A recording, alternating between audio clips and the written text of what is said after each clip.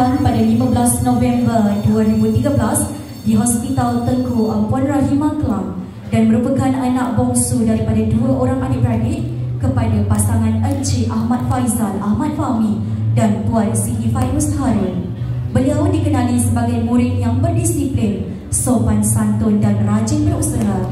Beliau sentiasa menunjukkan sikap hormat kepada guru serta rakan-rakan serta gemar membantu apabila diperlukan. Sikap amanah dan tanggungjawab yang ditonjolkan menjadi beliau contoh teladan kepada murid lain.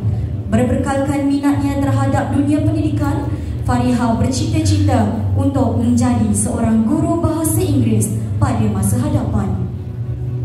Beliau merupakan seorang murid yang sangat aktif dalam bidang co-curriculum.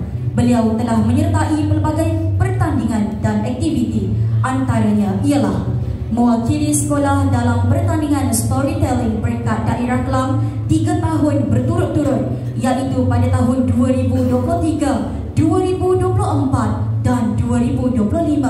Menyertai Kiwanis Malaysia SLP Convention peringkat daerah Kelang tahun 2025. Menyertai pertandingan kawat kaki peringkat daerah Kelang tahun 2025. Beliau juga telah mengecapi kejayaan dalam aktiviti yang disertai, antaranya Johan pertandingan storytelling kemerdekaan peringkat sekolah tahun 2025, naik Johan pertandingan pidato peringkat sekolah tahun 2025, tempat ketiga pertandingan kawat kaki peringkat daerah Kelang tahun 2024, tempat ketiga pertandingan kawat kaki peringkat sekolah tahun 2024. Tokoh ini memegang jawatan sebagai President of K-Kids Club Kiwanis, pengurusi kelab kerjaya dan setiausaha pembimbing rakan sebaya, serta menjadikan Syed Saddiq Syed Abdul Rahman sebagai idolanya. Tokoh sahsia perempuan Sekolah Kebangsaan Metodis tahun 2025 dengan ini dianugerahkan kepada Fariha Dania Kristina Ahmad Faizal dari kelas 6B. Dipersilakan.